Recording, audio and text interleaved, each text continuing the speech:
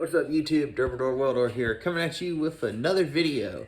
So I got a new TIG machine today I'm going to try out, and it's in that under $1,000 budget brand. So hopefully it works out.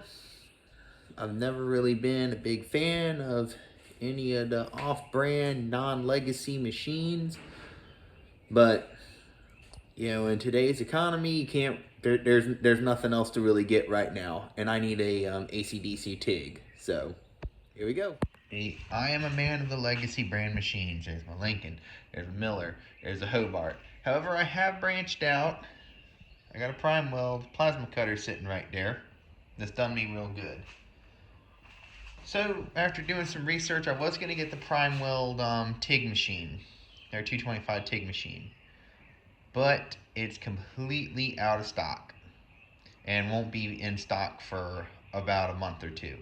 So, after doing some more research, I decided to give Weld Pro a try here. Now, I haven't even turned this thing on. I literally just pulled it out the box. Like, just pulled it out the box. And where is that box? There it is. It comes in a pretty big box. They pack it very well. It's got a little piece of steel in the corner. They pack it just like Prime Weld does. They pack it real well, so there's very little chance of it getting damaged in shipment. My first impression when I look at this is it looks like one of those old Thermal Arc 185s. I think that's probably what they're trying to go after, is they're trying to make it look like that. I don't know if the internals are exactly the same, but this is their second generation one. You know, this is their updated version. They had one for a while that was okay, and it was getting good reviews and whatnot, but this is the second generation, so hopefully everything wrong is fixed. I'm trying to open this box. There we go. So our accessories, there should be, one of the reasons I got this, should have, ta-da, a CK torch. Just like the Prime Weld, this comes with a CK17 TIG. Is it a flex? I think it's a flex. Yeah. Comes with a CK flex head torch. How awesome is that? So it comes with a CK torch now. So that's nice. They put some money into it. What else? It comes with a newer style foot pedal.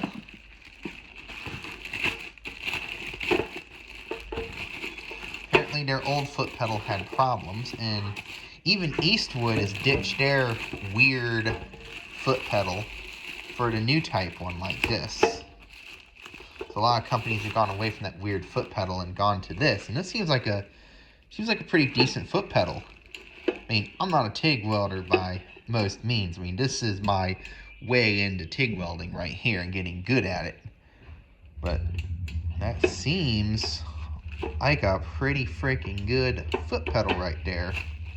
So, and it better be, because this machine costs more than the Prime Weld machine.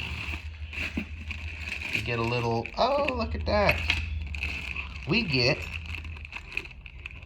what do we get for accessories? We get 2 different types of tungsten. Everything you need to start except for, that's everything you need to start except for filler wire. That was very nice of them. Has, you know, this style adapter plug, you know, it's 220 on one side, 110 on the other, as typical of all these machines. It's like a lead cover for the TIG torch. That's nice because I don't own one for any of my TIG rigs. It comes with a stick stinger if you so feel like you want to stick weld with this. And it seems okay. I call it about a moderate quality stick stinger. Most of these are going to be something like that. Somewhat of like moderate quality. This is the finger button. So it does come with a little finger button for the TIG torch. So you can use the pedal or the finger button. It's like a gas hose, surprisingly nice gas hose. It isn't that clear, almost aquarium tubing crap. That is ooh. Now this is really surprising. Look at the ground clamp they send with this. No way. This is the same kind of ground clamp I always go by and put on all of my machines. Look, there's one right there. There's the other one right there. And all my engine drives have those because I hate those cheap stamped ground clamps. Okay. I'm impressed.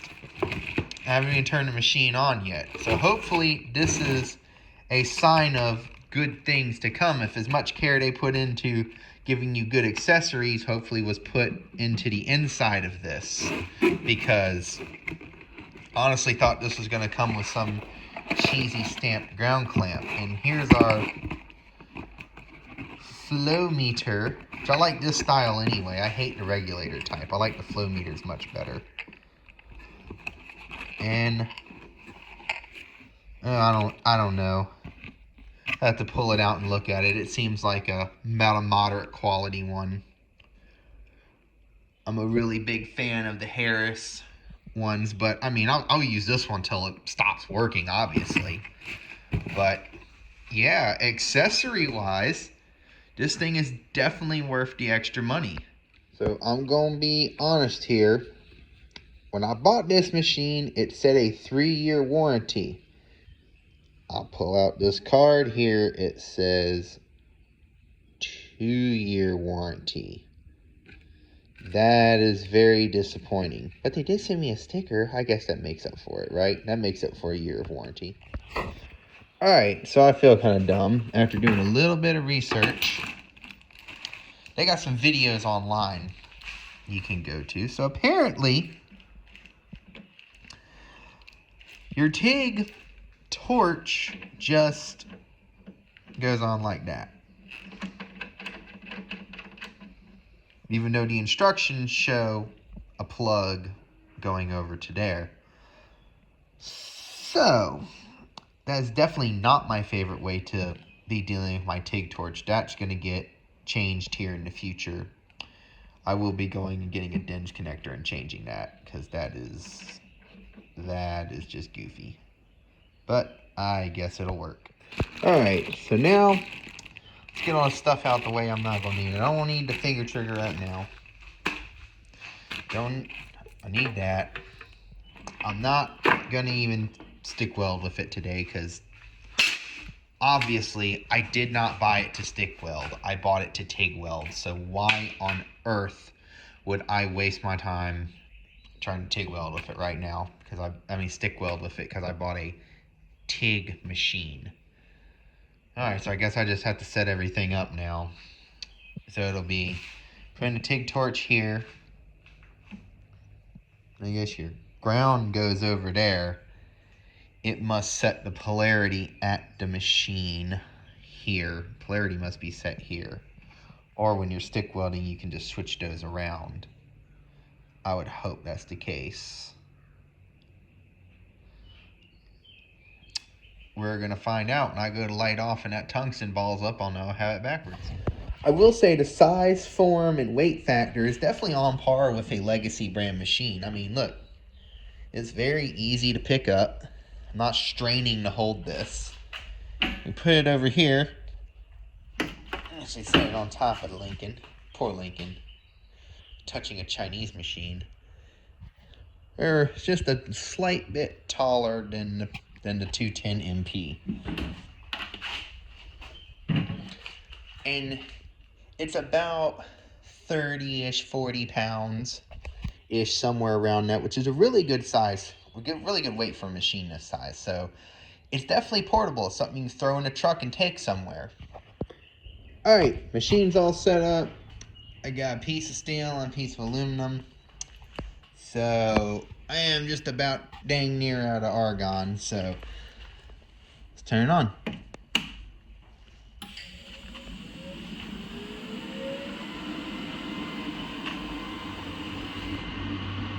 Alright, I guess it purges when it first turns on. That was interesting. Okay, we're in TIG mode, 2T, DC.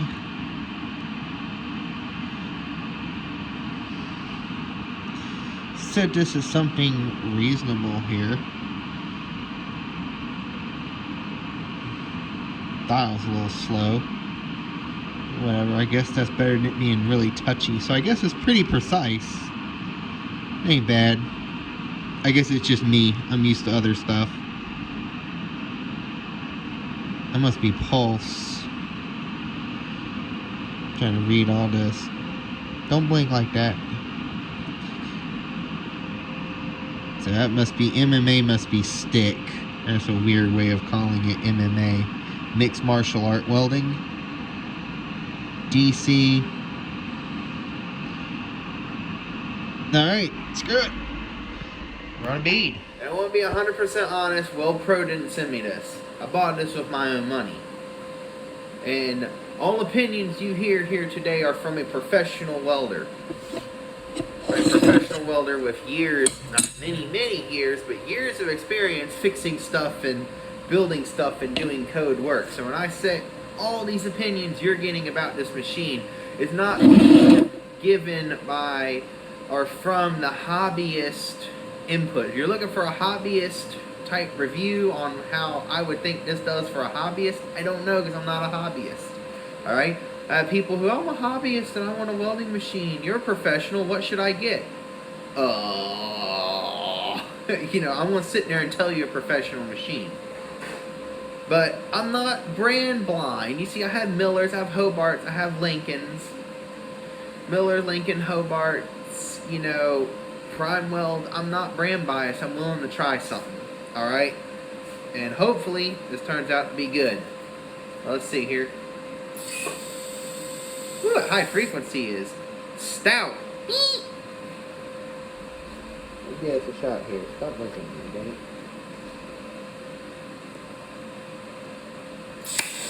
Wow.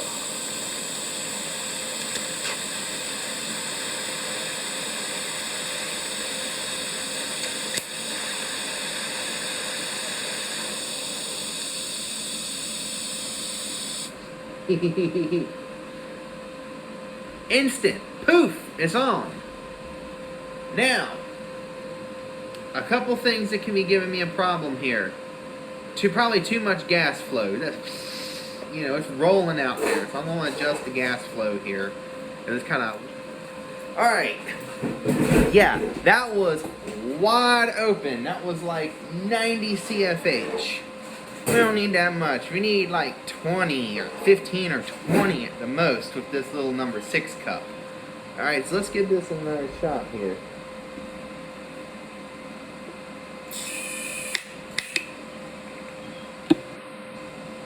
Oh. Oh yeah. And there's probably some surface oxides and junk on this piece of steel, so I didn't clean it. I just went straight to it.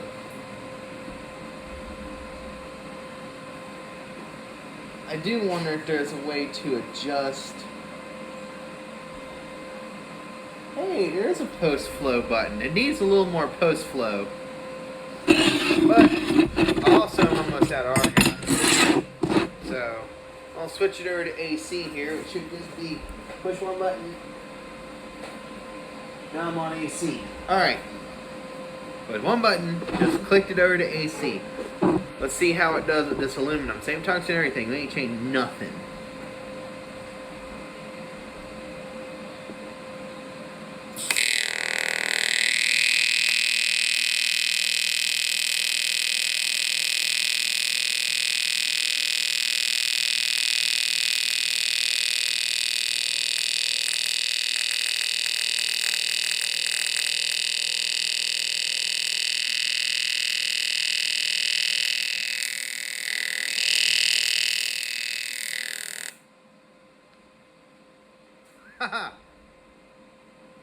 That AC on this thing is almost as good as DC is on steel.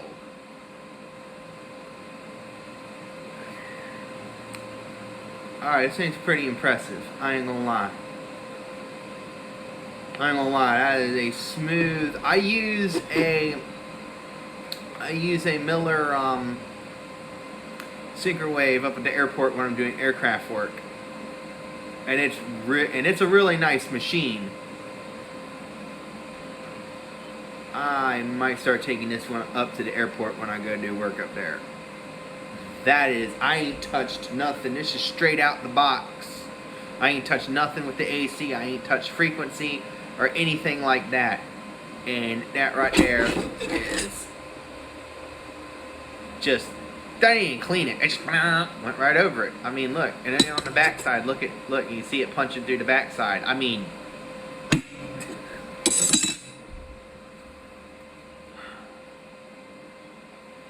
$1,000 roughly ish. At the time I got it, I was like 900 something. Probably by the time I'm done this video, it'll be 1,000 because of inflation. But it's quite impressive. I think if I fiddle with the settings and get a fresh bottle of argon, it'll do much better. Alright guys, it looks complicated, but it isn't. Remember what I was talking about? It took forever to cycle through? Check this out. You push it in, look at that. It moves in increments of 10. You let up, you move in increments of 1. Now, this is actually really easy. Look at that. Pre-flow, start, upslope, if you want to do all that stuff for all your 4T function, we're not going to get into. AC frequency, 40 hertz. Let's... Probably why it was balling real bad. Go about 70 hertz. Like 70, personal preference. Balance, I'll figure out what exactly they mean by balance. Because I like to use what Miller calls balance at 20%. Post-flow. The new model has post-flow control. The original one didn't. Let's get that 5 seconds. Because that tungsten was starting to change a little color. Pre-flow. 0.3, just enough to... Just because I want to change it. That's why. AC balance. That doesn't do anything. Okay. Cool. Well, that menu is a lot easier to navigate than I thought it was going to be. So I'm guessing that's your pulse function right there. I set that there. And it must have a background pulse. If I set it there, we get peak on time. There it is. There we go, peak on time. Okay, so when you set it to that, it unlocks that right there. Okay, so this ain't as complicated as I thought it was going to be. It's straightforward but different. I was sitting there going, why is the tungsten balling? And part of it is I don't have enough post flow to let the tungsten cool down, and the frequency was set a little low. I don't like 30 hertz is really low, so let's try a slightly higher frequency.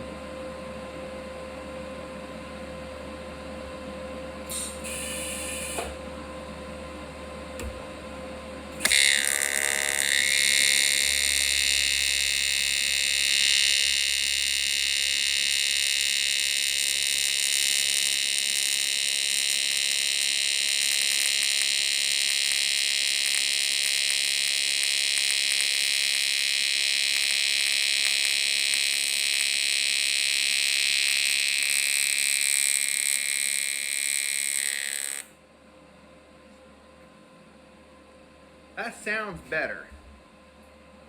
And the puddle even looks better. I really do need to get more argon, but I'm having too much fun. Top one is the second one, bottom's the first one. See a little porosity, that's because I'm basically about dang near out of argon. Before I start actually doing just this, I'm actually going to go get some more argon before I start using filler and whatnot. Alright, now we're going to turn this thing up.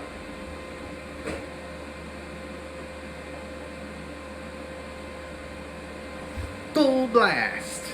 200 amps. I have a 1/4 inch. right here. Actually, you know what, screw it. We're going to use this 1/2 inch right here. 1/2 inch chunk of aluminum I got sitting here. Great if you have a spool gun, right? You know, welding this with a spool gun is great. But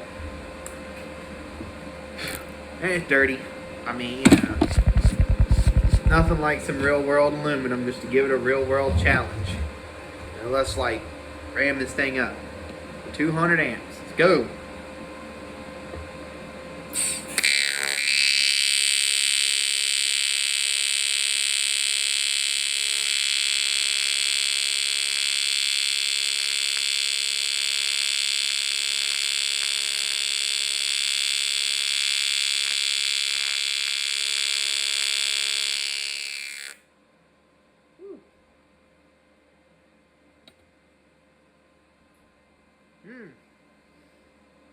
Dirty. Very dirty. You see the oils coming off of it. This piece done sat outside for a little while. Not gonna lie. So, for giggles here, let's take that. Only weld 2 pieces together.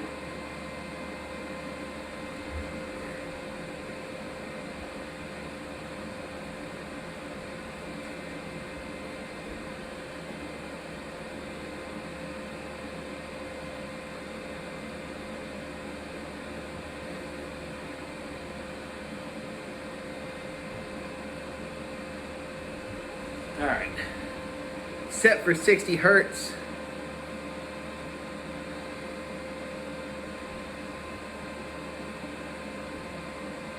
Let's give it a roll. Let's see how we do here.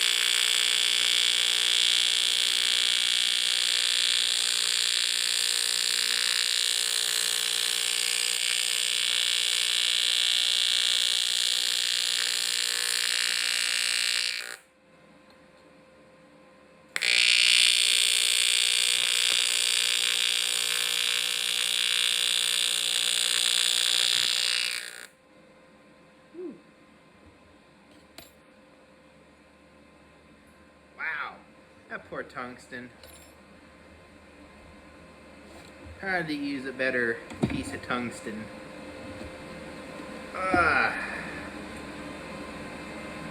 That is hot. Well, a piece of quarter to, I think, 3/8. That is hot. It laid out flat. Look at that right there. It ain't perfect. It's kind of dirty. I didn't clean any of this up. I was like, screw it. We're just making sure the machine works like it's supposed to, right? You know, we can do like some detailed testing another day, but it can lay out some nice beads. And part of this is I just need more practice. I'm not gonna lie. I'm not the world's greatest TIG welder, but having this machine here definitely helps out a lot. Dipped it a few times. Need to work on my feeding. Probably using them big gloves ain't helping with my feeding, but 200 amps, didn't skip a beat. So, what are my opinions right out of the box? Well, I wish the warranty thing was a little bit clearer, and I wish that the TIG torch actually had a real DINS connector. I don't know why they did that little screw-on thing. I think that's kind of stupid, but whatever. That, you know, that really all I can say for it. The only thing I got on it right now is it's time. Only time's gonna tell. Out the box, right now, out the box, first impressions are good, hopes are real high. It seems like it's doing a good job, so let's run it. Do some work. It welds aluminum very well. I think slightly better than the sinker wave at the airport I use, but I think that's just because it's an inverter. An inverter, AC current on an inverter is so much nicer it really reminds me of more of the Dynasty. I really like the arc on this thing. I mean, I can't say it's a Dynasty because it's been a long time since I used a Dynasty, but it's very good for the price right now. As of making this video, under $1,000 bucks, I think it's worth it. So thank you guys for watching. If you like this video, please be sure to like and subscribe to my channel, especially for updates on this machine, because we're going to be getting some. All right, y'all have a fantastic day.